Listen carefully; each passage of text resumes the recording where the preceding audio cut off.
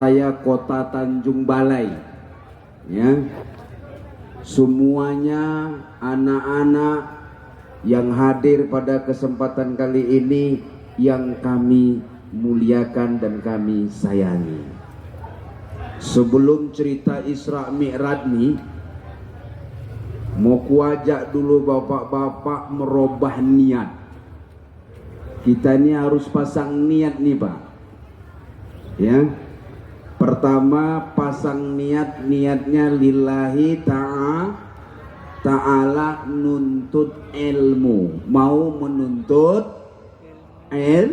ilmu. Jangan hanya sekedar datang, duduk, makan kue, dengerin ustadz ceramah, pulang, enggak ada terlintas sedikit pun pasang niat menuntut ilmu. Ini mau menuntut ilmu.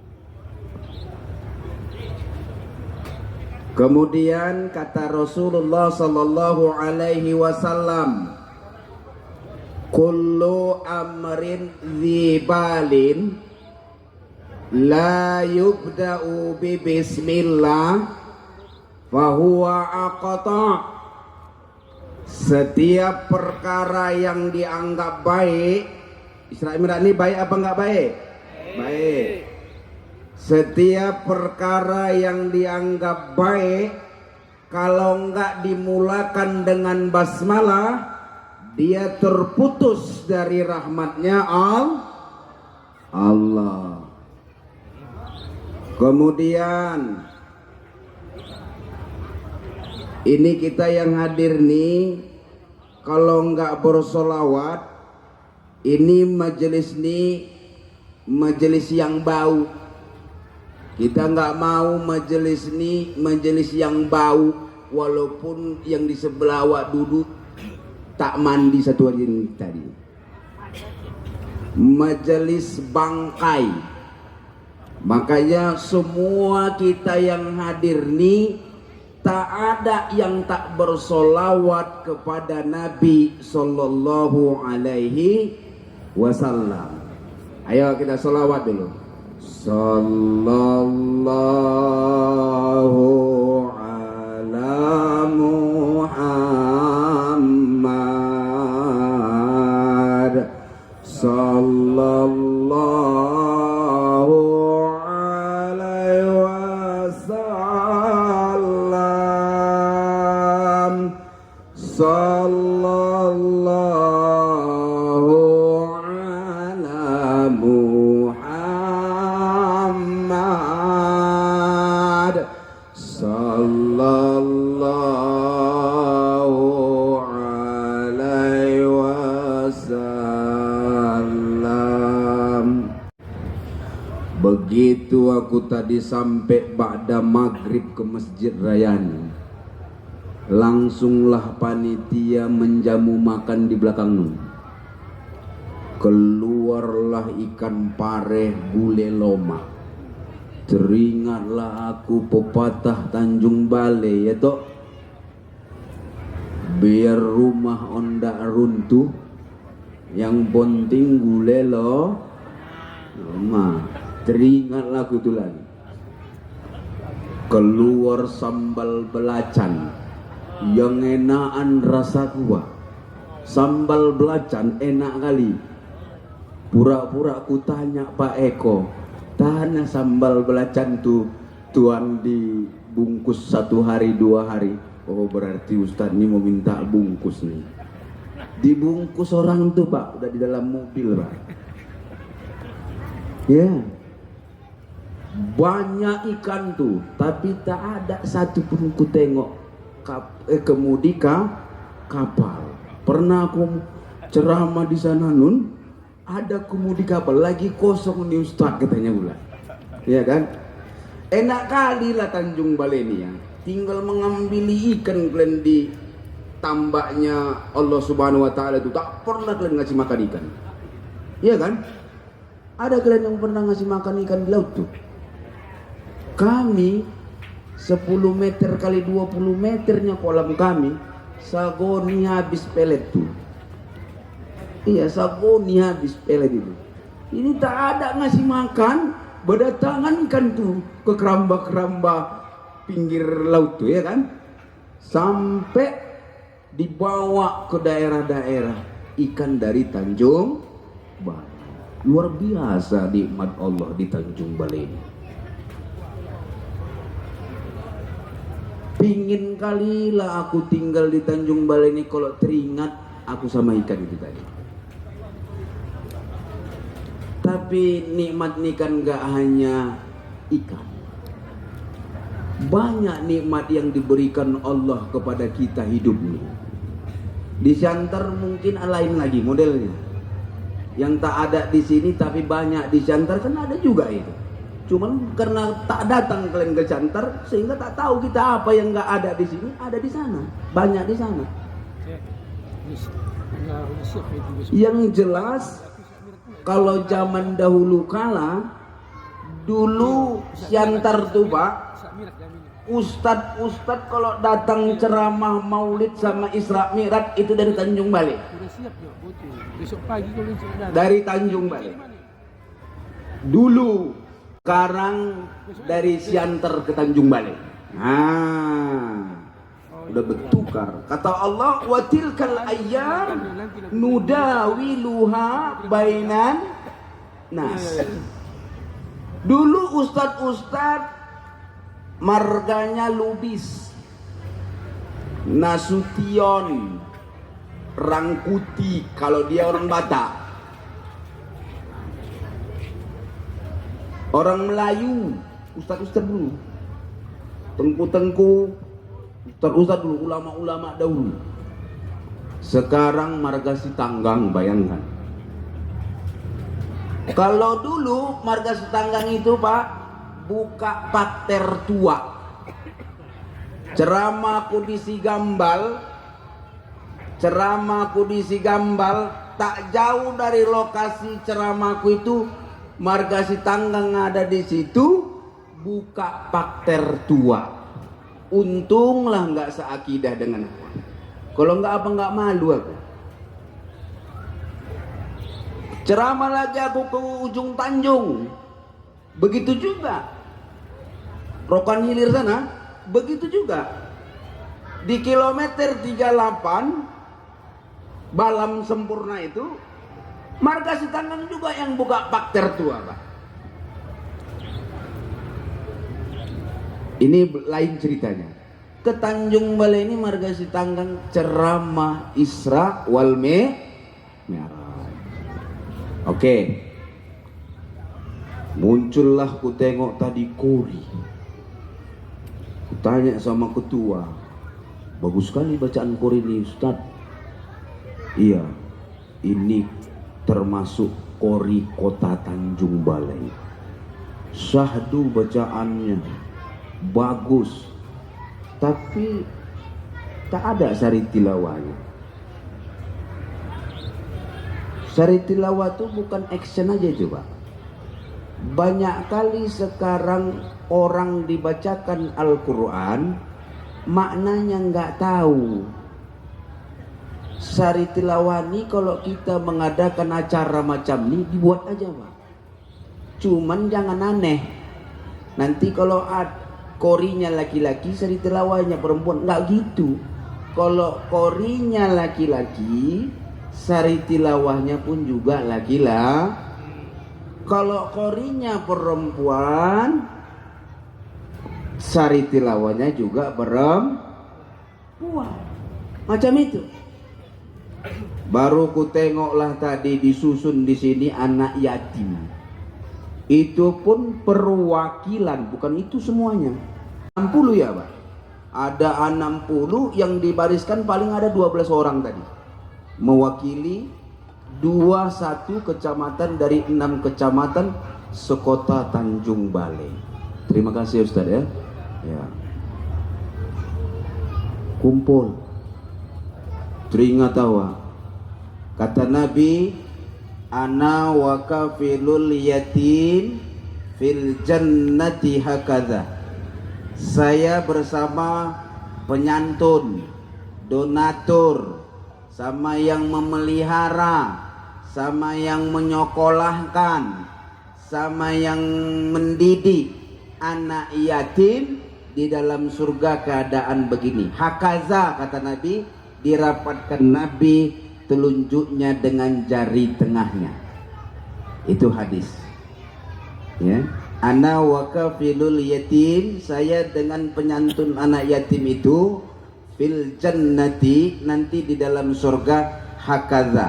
Hakaza diterangkan di dalam hadis Nabi itu, beliau rapatkan jari telunjuknya dengan jari tengahnya. Nggak ada jarak Pak, orang yang suka memelihara anak yatim sama Nabi di surga Pak. Jadi semua sahabat-sahabat Nabi itu cinta sama anak yatim. Datang orang sekarang tergila-gila sama mamanya anak yatim.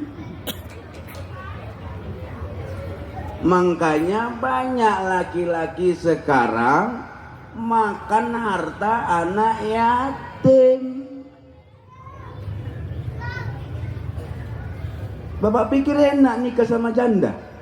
Kalau janda ditinggal mati, temakan awak harta anak yatim, bahaya seperti yang dibacakan Qori tadi.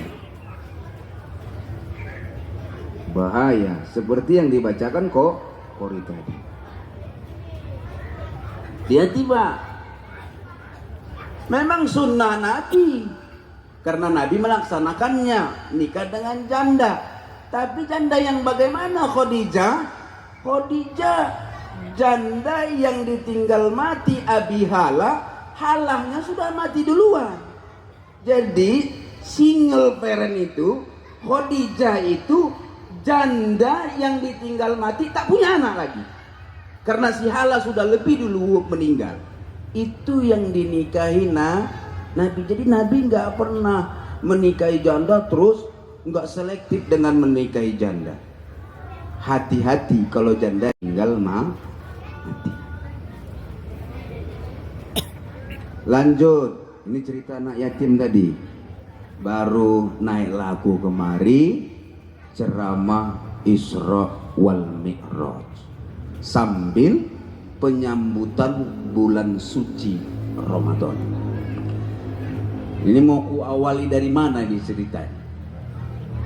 Kalau cerita Masjidil Haram, Masjidil Aqsa udah capek lah orang tiap tahun. Katanya tadi Isra Mi'raj di Masjid Raya.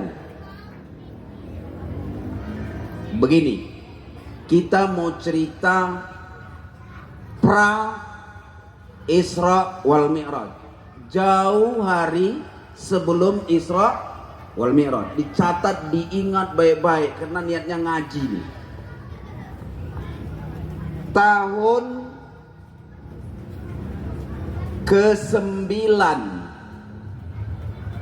kenabian, beda 9 hijrah, beda 9 kenabian.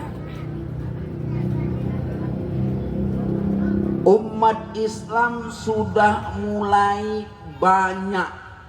Jawabnya sudah mulai banyak. Ketika umat Islam sudah mulai banyak, ceritanya begini Pak, saya ulang. Di tahun ke-9 dari kenabian, pengikut Nabi mulai banyak. Dirubah bahasanya. Pengikut Nabi mulai banyak. Semakin banyak pengikut Nabi ini, semakin emosi orang-orang yang gak cocok, yang gak suka dengan Nabi. Itu tanggal 9, tahun ke-9 dari kenabian. Tahun ke-10 dari kenabian, di bulan Ramadan, ingat bulannya bulan Ramadan. Udah 10 tahun Nabi diangkat menjadi Nabi, berarti Nabi berumur 50 tahun. Itu pamannya Abu Thalib wafat.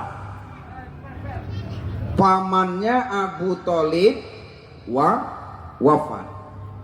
Pamannya ini enggak beriman memang. pamannya ini adalah satu-satunya orang di negeri Makkah setelah Abdul Muthalib wafat yang menjadi backing Nabi Muhammad sallallahu alaihi wasallam. Pernahnya Bapak tengok orang bilang begini sama orang lain, kawan tuh bandal. Udah datang kawan yang satu lagi mau dihajarnya kawan itu. Mau dihajarnya kawan itu, dibilang kawan ini, kalau Ujang itu udah kumatikan itu. Jadi yang ditakutinya siapa? Wa Ujangnya. Yang dihormatinya siapa? Wa Ujangnya. Jadi Nabi pun kalau nggak ada Abu Thalib, udah lama direncanakan bunuh ini, Pak. Ada dua yang membuat Nabi Shallallahu Alaihi Wasallam itu punya wibawa dan punya kekuatan. Satu Abu Thalib, yang kedua istrinya Khadijatul Kubra, Khadijah binti Khuwailid, istri Nabi pertama. Ini juga orang yang disegani di negeri Makkah karena kayanya. Jadi dari zaman dulu itu, Bu, orang kalau udah kaya kali segan kali orang nengoknya. Pernah Ibu dengar orang cakap begitu kan? Awak kalau miskin, betul pun yang awak bilang tak cocok rasa orang. Coba kalau kaya, kentut awak pun merdu rasa orang. Kok merdu kali Ci katanya. Iya kan? Yang salah pun awak buat cocok rasa orang. Rupanya dari dulu orang kaya ini disegani, terutama sama orang goblok. Orang di zaman Nabi itu masih goblok semua rata-rata. Jadi nengok orang kaya itu wah sekali. Jadi lihat Khadijah itu wah sekali, Pak. Nah, ini kebetulan di bulan Ramadan tahun ke-10, dua manusia ini nggak jauh jaraknya, sama-sama meninggal dunia di tahun ke-10.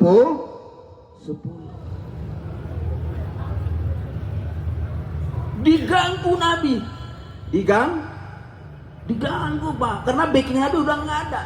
Nabi diganggu melalui pengikut-pengikutnya pun disiksa. Termasuk yang salah satu yang disiksa itu namanya Hindun. Hindun disiksa. Hindun ditanyain, "Hei Hindun, kau mulai aneh ya? Udah mulai kau ikuti-ikuti si Muhammad itu ya? Udah mulai masuk kau ke kelompok-kelompok mereka ya? Masuk Islam kau dengar ya?" Kata orang-orang yang benci itulah sama Hindun. Apa jawab Hindun? "Aku nggak ada masuk Islam," kata Hindun. Terus begitunya bahasanya, kata Abu Jahal, "Tidak, Islam yang masuk ke diriku."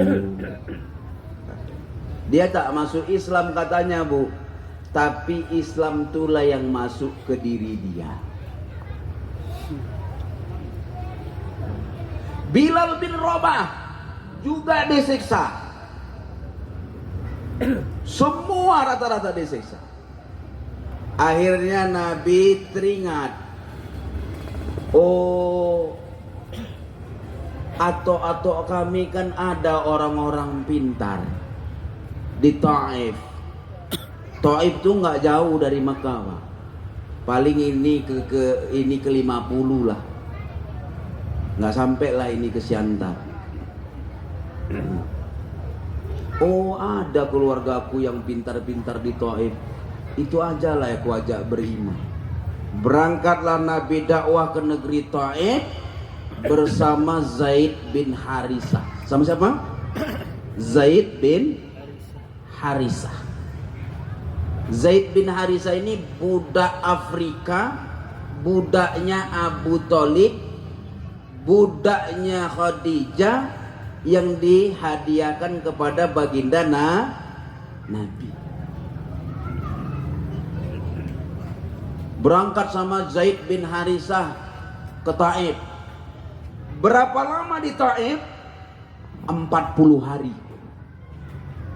Ada yang berpendapat 35 hari. Lebih dari sebulan di negeri Taif berdakwah, satu orang nggak ada yang beriman, Pak. Satu orang pun nggak ada yang beriman. Bani Saqaf itu nggak ada yang masuk Islam, nggak ada yang tertarik. Padahal tempat yang dikunjungi bukan tempat orang-orang goblok. Karena pada masa itu menurut ahli sejarah, peradaban sudah lebih maju Taif ketimbang Makkah itu sendiri. Jadi Nabi berangkat ke negeri Taif, melakukan lobby-lobby, melakukan diplomasi kayak mana mereka bisa bertahan di sana. Lama-lama berdakwah, lamanya 1 bulan lebih, hampir 40 hari, tapi nggak ada satupun yang beriman ngikut Nabi.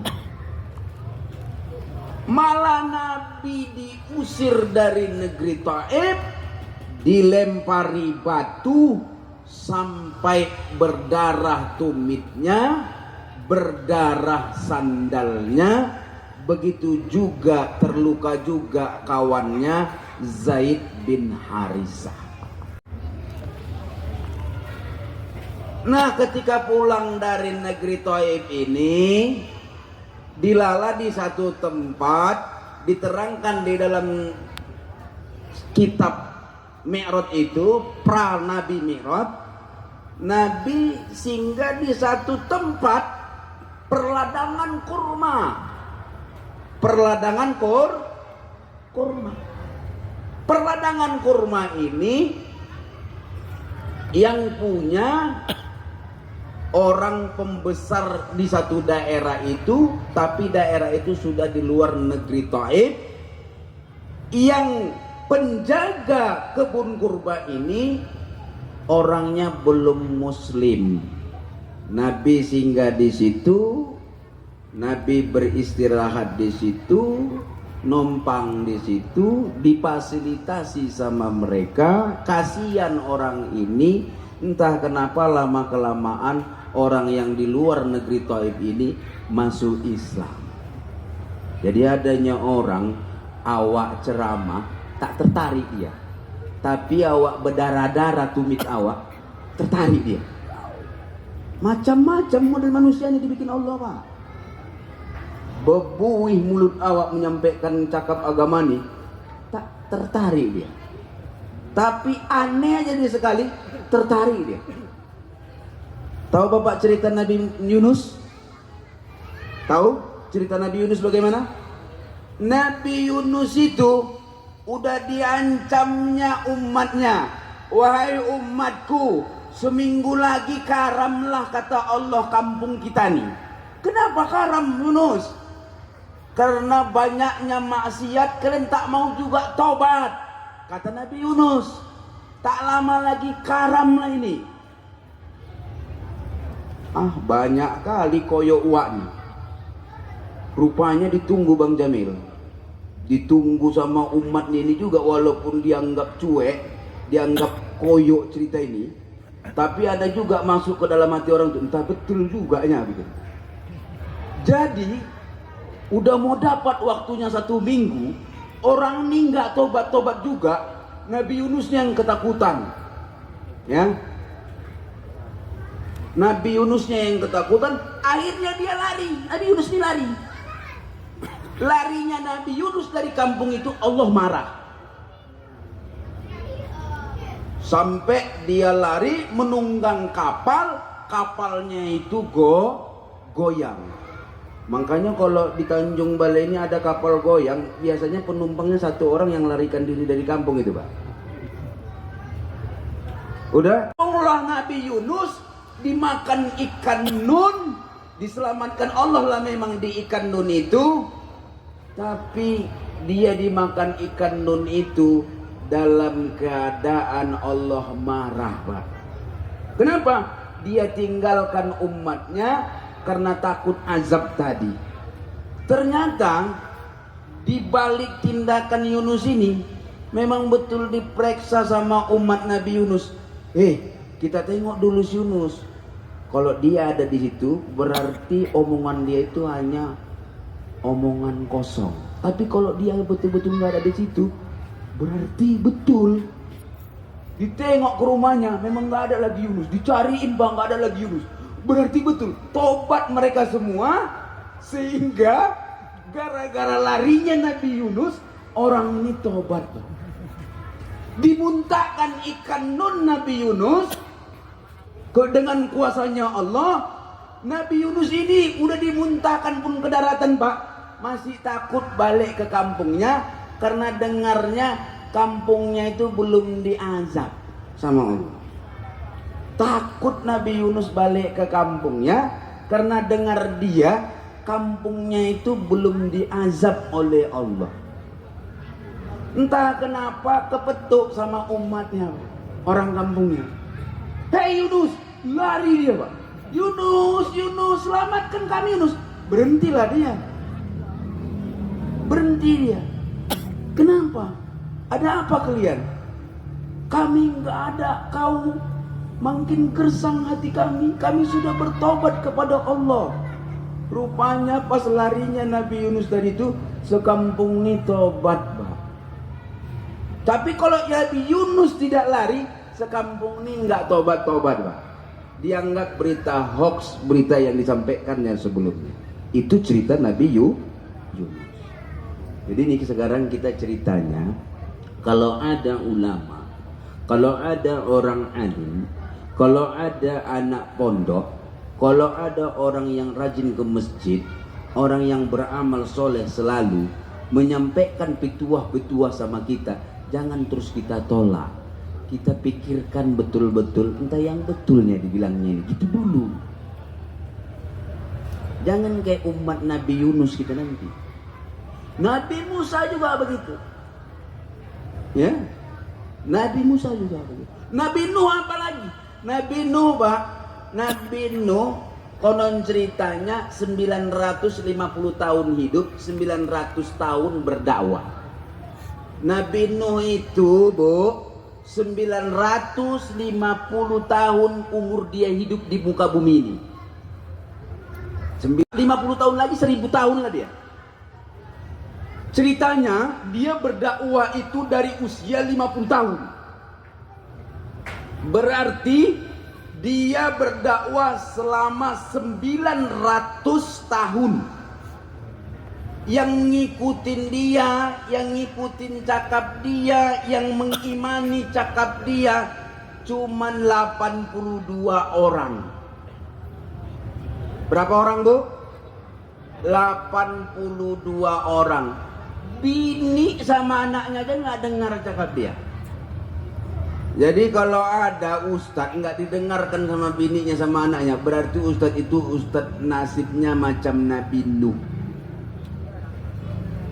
Macam Nabi Nuh. Berdakwah Nabi Nuh ini, datang bininya berdakwah juga di belakang. Gak usah pala kalian dengarkan. Allah yang banyak cakapnya lakiku itu, gitu. Terus dipatahkan. Apa yang dibilang Nabi Nuh dipatahkan langsung. Begitulah model orang dulu. Anaknya juga. Begitu diperintahkan Allah Nabi Nuh buat kapal di bukit, semua penduduk kampung bilang orang gila. Kita pun kurasa kalau sempatlah orang warga situ, kurasa kita bilang juga lah Nabi Nuh itu Nabi gila. Buat kapal di tengah gunung, di puncak gunung. Buat kapal di puncak gunung yang nyuruh Allah. Sejarahnya di Tanjung Balai ini ada orang buat kapal di puncak gunung, Bang Badol. Tidak ada kan? Pinggir laut tuh kan. Biar enak ya tinggal nyorong gini kan. Allah perintahkan Nabi Nuh buat kapal di gunung, hutan belantara. Di gunung. Kurasa kalau kita pun hidup di situ, kita bilang juga itu Nabi Nuh itu gila. Kenapa? Karena kita nggak percaya sama omongan Nabi Nuh. Apa kata Nabi Nuh? Kata Allah, Allah berfirman, kalau kalian belum bertaubat kepada Allah, kampung ini mau ditenggelamkan Allah.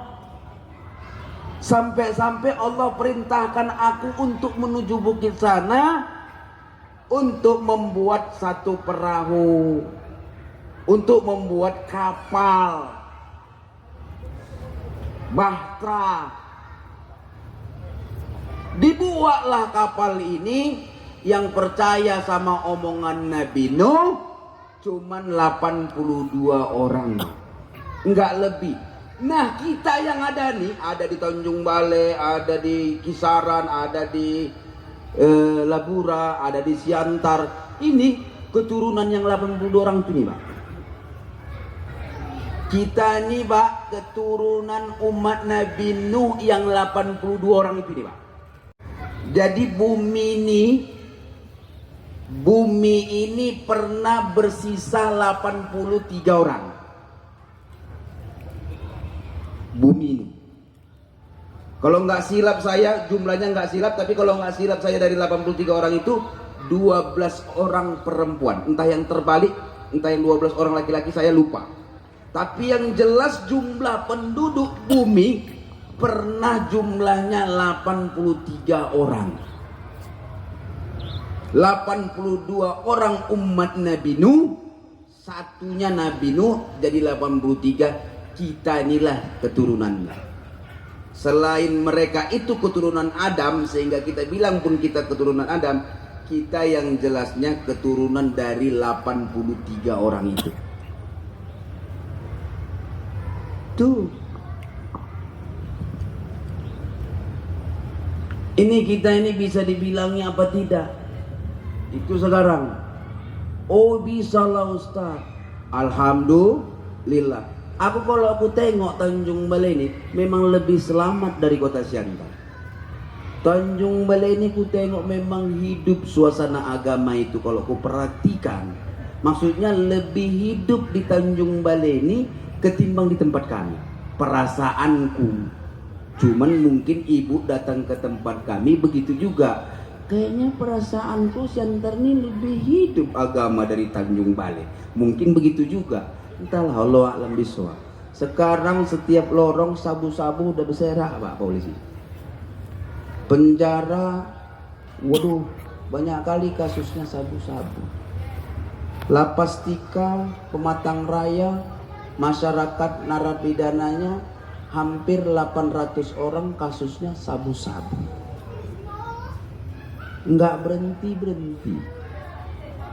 Kalau ada ibu tengok orang nengok klender senyum-senyum sendiri, itu udah kena sabu-sabu. Ada foto di Sirat Nasari, senyum dia. Kok senyum kocok? Senyum dia sama aku. Itu udah kena sabu-sabu. Kalau ada orang ngomong ngelantur, semalam tadi besok kau di mana? Aku di sini. Itu udah kena sabu-sabu.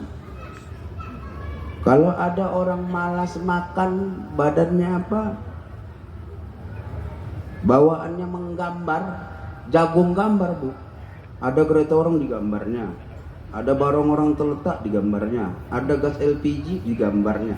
Kalau jagung gambar, udah kena sabu-sabu. Mudah-mudahan pembaking sabu-sabu ini anak keturunannya kena sabu-sabu juga. Saya berdoa kepada Allah yang membacking sabu-sabu, yang berkawan sama bandar sabu-sabu, anak keturunannya, 7 keturunannya kena sabu-sabu juga. Dulu hukum karma berjalan, sekarang hukum karma naik taksi. Aku minta sama Allah, jangan main-main Bapak. Kalau Bapak diamanakan untuk menjaga republik ini dari kejahatan-kejahatan, jangan bersindikat dengan kejahatan. Saya percaya sama Pak Uda saya. Itu dia. Ya. 800 lebih, Pak. Satu lapas Tika Pematang Raya. 800 lebih. Kasusnya sabu-sabu. Ini udah gawat kita nih, Pak. Ini nggak main-main lagi nih ceritanya nih Pak. Anak-anak udah nekat sekarang. Anak-anak naik kereta konvoy bawa parang panjang. Bawa parang panjang. Udah dia ada di Siantar itu. Polisinya lagi yang takut sama orang itu. Saking ngerinya, kayak orang gila Pak ngadapin anak-anak sekarang. Selidik punya selidik. Rupanya emaknya cerewet kali di rumah. Berhenti ibu-ibu mencerewetin anak ibu, Bu.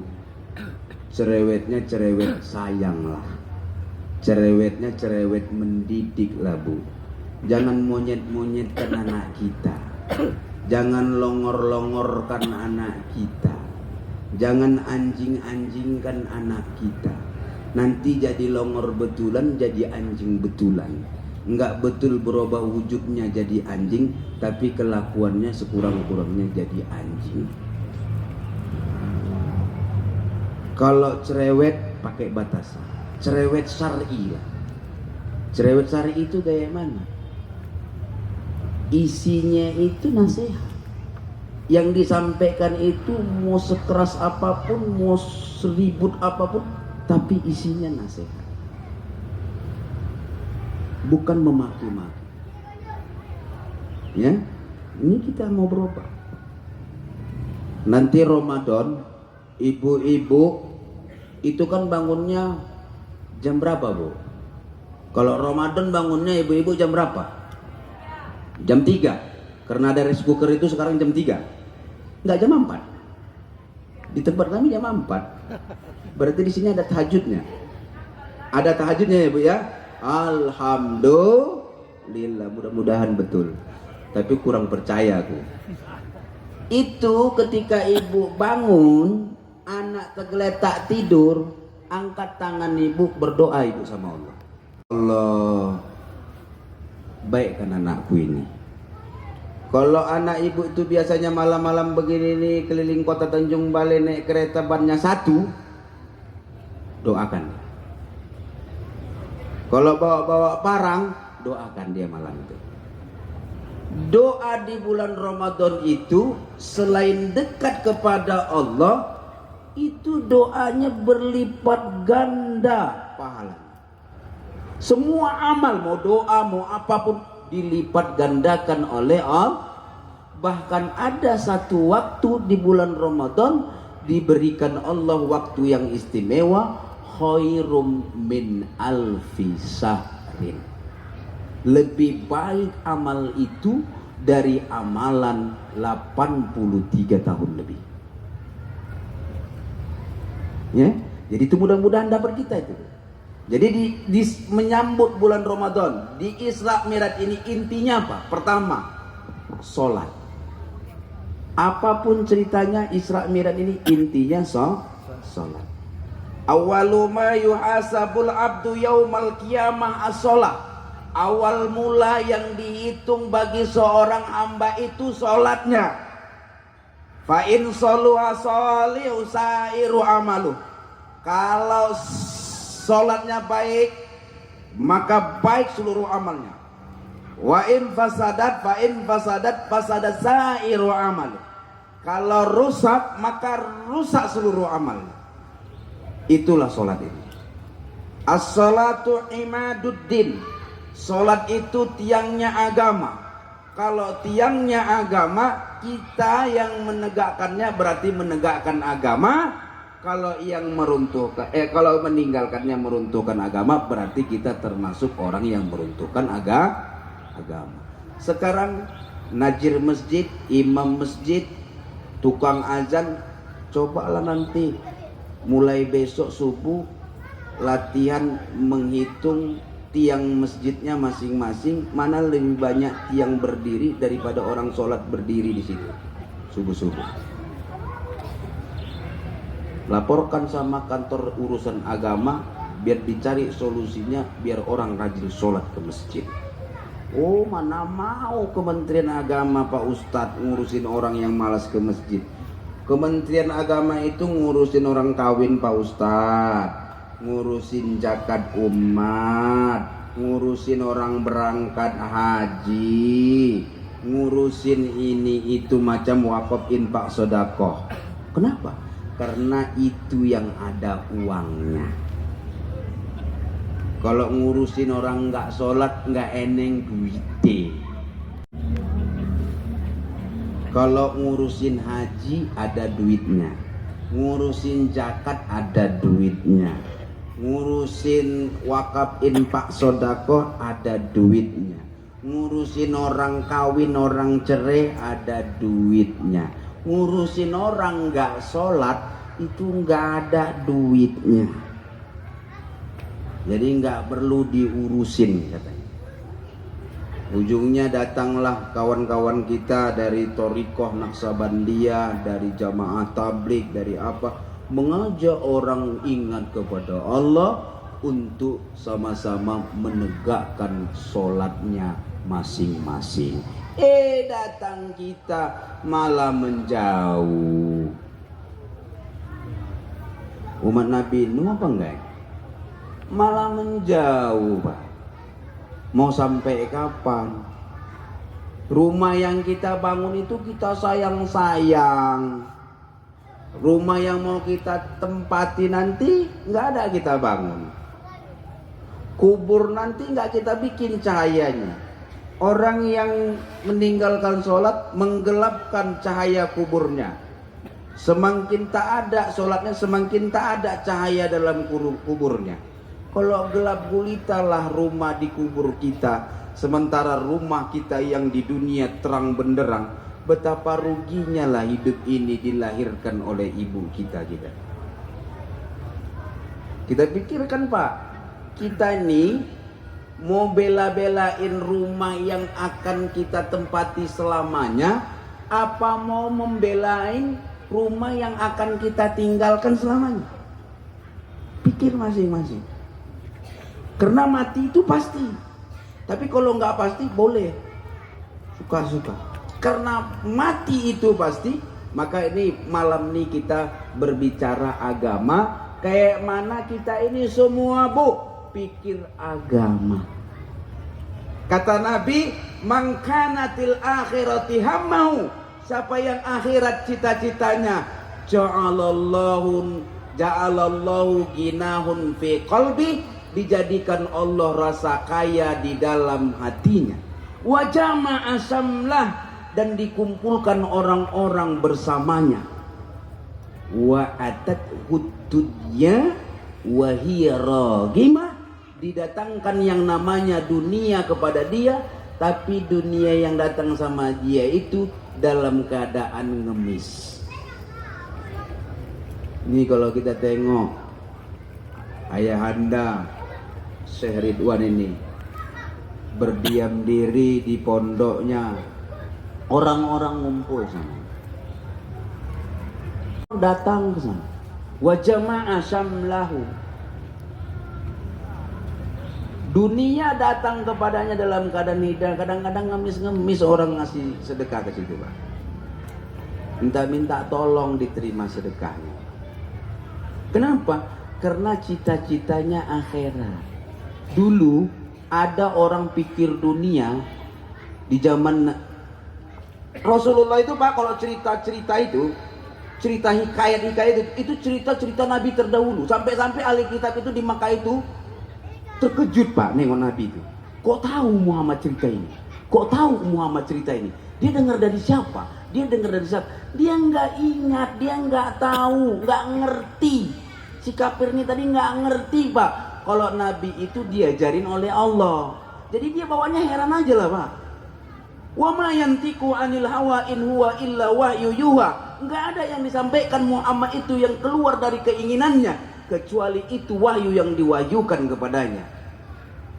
Jadi heran orang-orang itu, Pak, ketika Nabi cerita tentang umat Nabi Musa, ketika Nabi cerita tentang umat Nabi Yunus, ketika Nabi cerita tentang umat Nabi Isa. Dulu ada di zaman umat Nabi Isa orang pikirannya pikiran dunia mulu, ujungnya pening kepalanya. Ini anak muda, udah agak lanjut usia, tapi otaknya itu mikirin uang aja, mikirin harta aja. Ditengoknya Nabi Isa alaihissalam. Nabi Isa itu Pak, Nabi Allah yang terkenal juhud, yang terkenal sangat sederhana. Jadi 25 Rasul itu, 25 Rasul itu, ya 25 Rasul mulai dari Adam, Idris, Nuh, Soleh, Ibrahim, Lut, Ismail, Isa, Yakub, Yusuf, Ayub, Su'aib, Harun, Musa, Ilyas, Zulkifli, Daud, Sulaiman, Ilyas, Yunus, Zakaria, Yahya, Isa, Muhammad. Itu yang paling juhud, itu yang paling sederhana, Nabi Isa alaihi salam. Saking miskinnya Nabi Isa alaihi salam ini Pak, istri aja dia nggak punya, ayah aja pun dia nggak punya. Saking miskinnya lah Nabi Isa itu. Ya.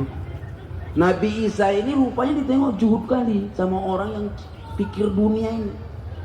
Suntuk rasa dia, ini kok orang, aku serba ada aja pening kepalaku. Dia ini nggak ada punya apa-apa kok nggak pening ya. Kadang-kadang kita nengok orang, kasihan Pak.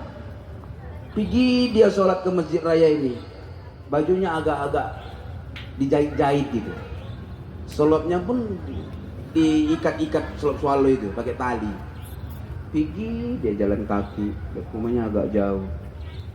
Datang orang Islam satu lagi nggak pernah sholat ke masjid, kasihan. Kasihan kali lah dia ya. Kayak gitu ya, dia sholat aja kerjanya. Bajunya pun tambal-tambal, selopnya pun ikat-ikat. Dalam diam, rupanya uak yang bajunya tambal-tambal ini pun kasihan juga nengok yang kaya ini tadi.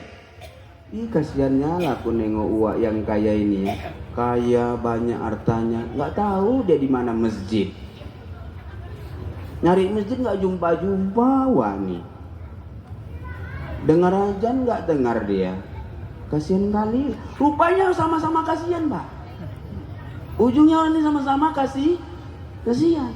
Nabi Isa pun juga gitu. Kasihan nengok anak muda ini pikir dunia aja. Nah, anak muda ini habis pikir dia kok kayak mana Nabi Isa ini gitu. Lama-lama Pak, anak muda ini tobat. Udah ikut Isa aja lah. Buang aja lah harta ini, pikir akhirat aja gitu ya. Ini asbabul urus hadis tadi. Inilah sebab-sebab keluar hadis Nabi yang saya baca tadi. Apa tadi yang saya baca tadi? Mangkanatil akhirati hammahu ja'alallahu ginahun fi qalbi wa jama'a syamlahu wa atathu dunya wa hiya raqimah. Itu asbabul hurusnya cerita ini. Anak muda ini pening nengok Nabi Isa, kok juhud sekali, kok enak aja, anteng aja hidupnya, nggak punya apa-apa kok anteng aja. Aku banyak serba ini kok pening, gitu. Ditinggalkannya namanya dunia. Aku sekarang Isa, ya Nabi Allah Isa, ikut kau aja lah. Kenapa? Ya nggak cocok rasaku dunia ini lagi. Aku udah suluk-suluk aja lah aku. Ikut kau aja lah aku. Kau bilang nggak boleh makan daging, nggak makan daging aku. Kau bilang nggak boleh begini, nggak gitu aku lagi. Suntuk aku dibikin dunia ini. Oke lah, kalau kayak gitu. Aku mau mengembara, kata Nabi Isa. Kau ikut apa enggak? Ikut Nabi Isa. Ikut Nabi Allah. Ikut. Tengah jalan, kebetulan Nabi Isa ini mengembara ini bawa perbekalan. Kawan ini walaupun kaya, walaupun udah meninggalkan harta dunia, nggak ada bawa perbekalan Mbak. Nompang aja sama Nabi Isa. Di tengah jalan dibuka orang tulah sarapan, roti. Roti yang dibawa Nabi Isa ini nggak banyak Pak. Tapi waktu mau sarapan begitu dibagi 3 roti ini. Dibagi 3. Ketika roti ini dibagi 3, anak muda yang tadi udah tobat tadi nih nanya sama Nabi Allah Isa, ya Nabi Allah Isa, kenapa roti itu dibagi 3? Ini satu bagian untuk aku, sebahagian untukmu, sebahagian lagi mana tahu ada nanti orang yang lewat, kita bagi yang satu bagian ini sama dia. Itu Nabi Isa. Oh gitu. Ya udah, nggak apa-apa. Makan. Entah kenapa habis sarapan pagi ini Nabi Isa kebelit buang air kecil, air besar. Izinlah sama si anak muda ini, aku cari air dulu, aku mau qada hajat. Tolong jagakan tas ini dan makanan yang sisa ini. Baik ya Nabi Allah Isa. Habis Nabi Isa buang air, balik ke tempatnya itu, dia tengok si anak muda ini sudah pura-pura tidur. Makanan yang satu apa tadi sudah habis, Bu. Loh, ini kok habis? Tanyanya, ayo bangun kau, ayo kita jalan. Ingatnya mana ini makanan yang satu bagian tadi? Nggak tahu saya, Nabi Allah Isa. Nggak tahu saya. Tapi kan saya suruh jaga kamu. Iya, saya kan sampai tertidur. Ah gitu. Jawabnya begitu. Ini udah mulai curiga nih Nabi Isa. Ini orang kayak mana ini? Masih kuatnya dia sama dunia ini. Masih nguji Nabi Isa nih. Kayak mana ya? Nah, sampai pertemuan sampai peristirahatan yang kedua, jumpalah makan siang, tapi sudah di agak sore. Entah kayak mana pada saat itu cara makannya itu berburu, Pak. Berburu. Entah kayak mana kesaktian Nabi Isa ini kan banyak. Dapatlah satu ekor burung, Bang Jamil. Dapat satu ekor burung yang agak besar, dibakar lah itu, dibagi 3 lagi, Bang Jamil. Dibagi 3 lagi. Ditanya aja sama anak muda ini kok bagi 3 lagi? Ya seperti tadi pagi. Tetap ada bagian yang lain. Ini satu bagian untukku, kata Nabi Isa. Satu bagian untukmu, satu bagiannya lagi untuk orang yang makan roti tadi pagi, yang makan sisa makanan tadi pagi. Gitu. 5, singkat cerita, habis makanan ini, lanjutkan lagi perjalanan. Entah kayak mana datang izin Allah, ketemu mereka sama emas. Ini sebenarnya batu, Pak. Itulah kuasanya Allah membuat mujizat kepada Nabi Isa. Jadi emas kau, jadi emas, kata Nabi Isa. Batu itu jadi emas, batu itu.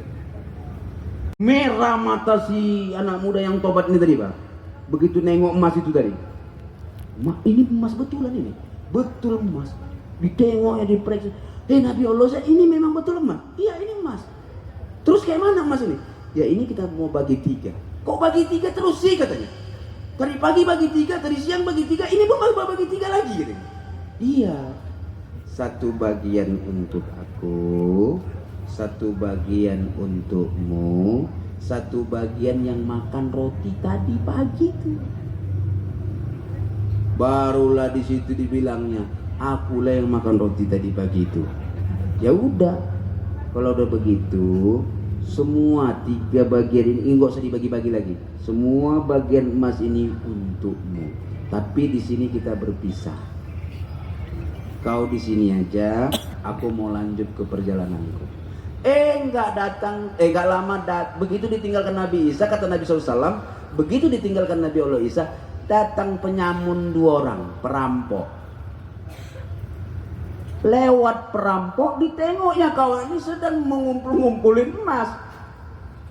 Hei tuan, ada apa ini? Kok apa ini? Emas. Oh, ini mau dimatikan dia nih. Kalau bisa, ini dihajar aja orangnya, emasnya sama orang yang di 2, sama si penyamun ini. Dan entah kayak mana, rupanya kalau kejahatan itu, Pak, sama orang jahat, Pak, kalau diajak nego boleh, Pak. Dia ajak kawan nih yang pikir dunia ini tadi, yang mantan tobat ini tadi. Ginilah, aku ampun lah aku sama kalian 2. Kulawan pun kalian 2 nggak mampu aku. Ginilah, ini emas ini kan banyak kali. Kita bagi 3 lah emas ini ya. Katanya, daripada sama sekali nggak dapat dia, kita bagi 3 lah emas ini ya. Katanya. Entah kayak mana penyamun ini, Pak, sepakat, Pak. Bagi 3. Ya udah, kalau kayak gitu gua bilang bagi 3. Entah kayak mana waktu ngerjain emas ini capek. perut lapar. Perkampungan masih jauh, di perkampungan baru ada jual nasi. Musyawarah lah yang tiga ini, penyamun dua, satu orang yang ditinggalkan Nabi Isa. Musyawarah lah ini. Kayak mana kita ini udah lapar? Ya udah bawa aja ke pinggan emas ini, kita beli nasi. Jangan dulu, siapa yang beli nasi, siapa yang jaga emas? Udah satu orang aja yang beli nasi. Siapa yang beli nasi? Ya udahlah, kaulah. Enggak lah, diantara kalian dua lah. Dibilang si anak muda inilah sama si penyamun ini, diantara kalian dua lah biar adil. Oke, disepakati. Berangkat Pak, si penyamun ini satu orang. Tinggallah si penyamun menjaga emas sama si anak muda. Pas berangkat si penyamun yang satu beli nasi, apa dibilang si anak muda yang ditinggalkan Nabi Isa ini kepada penyamun ini? Gini aja lah. Kayaknya emas ini lebih bagus kita bagi dua aja. Dia pulang nanti dari beli nasi, kita bunuh aja. Cocok, kata penyamun yang satu ini Pak. Padahal ini tadi kawan yang mau dibunuh ini Pak. Rupanya kalau udah pikir dunia itu Pak, kawan pun mau dibunuh juga kata Nabi. Cocok katanya. Gitu aja lain. Kita bunuh dia. Anak penyamun yang pergi beli nasi ini pun berpikir jahat juga. Ku beli nasi 3 bungkus, ku racunlah 2 bungkus. Biar nanti aku pulang, orang itu makan nasi mati gitu. Iya kan? Jadi rencana ini Pak, begitu balik yang bawa nasi dibunuh orang yang 2 ini, begitu dimakan yang 2 ini nasi yang dibawa ini tadi, mati juga yang 2 orang ini. Ujungnya 3 orang mati di tengah lumbung emas. Itu orang yang pikir dunia. Kita nih pun Bu, kalau asik kita kejar-kejarnya dunia itu, lari dia Bu. Sekali-sekali jangan dulu kejar-kejar dia. Jual mahal aja Ibu, biar dia yang ngejar Ibu. Wa atatuhud dunya wa hiya rogima, dia yang datangin kau dalam keadaan terhina. Nih, terakhir dari ucapan saya ini maksudnya sholat kita kerjakan, ibadah kita kerjakan, apapun aktivitas yang kita kerjakan, pikirnya pikir akhirat. Udah capek Bu? Belum? Enak? Masa enak? Tapi diam aja aku tengok Ibu. Oke, terakhir ini untuk oleh-oleh di bulan Ramadan.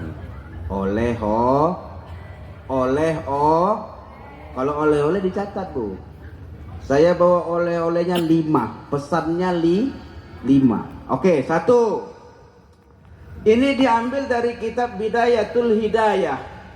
Apa nama kitabnya? Bidayatul Hidayah. Bidayatul Hidayah itu kitab akhlak. Kitab apa Bu? Kitab akhlak. Siapa yang ngarang? Imam Al-Ghazali. Pernah dengar? Orang mana? Orang Siantar. Iku pun nek riko Joyo. Imam Al-Ghazali. Apa pesannya dalam kitab Siam, dalam bab puasa itu? Ini kita yang mau puasa nih. Nanti saya minta tolong buat kenajiran masjid, pengurus masjid, dibuat punggahan. Walaupun ini bukan tradisi orang Melayu, buat aja. Walaupun tradisi orang Jawa, buat aja. Bikin tausiahnya juga, undang saya lagi. Pesannya apa? Pesan moralnya, malam ini kita makan bersama, besok kita lapar bersama selama 1 bulan. Jadi orang Islam jangan bikin malu. Jangan bikin malu. Kalau bikin malu nanti orang nggak menghargain kita. Jadi orang Islam itu kalau nggak puasa jangan minum kuku bima siang-siang. Jangan merokok sambil jalan. Jangan, makanya nggak ada lagi segannya orang itu sama kita, karena kita pun nggak menghargai agama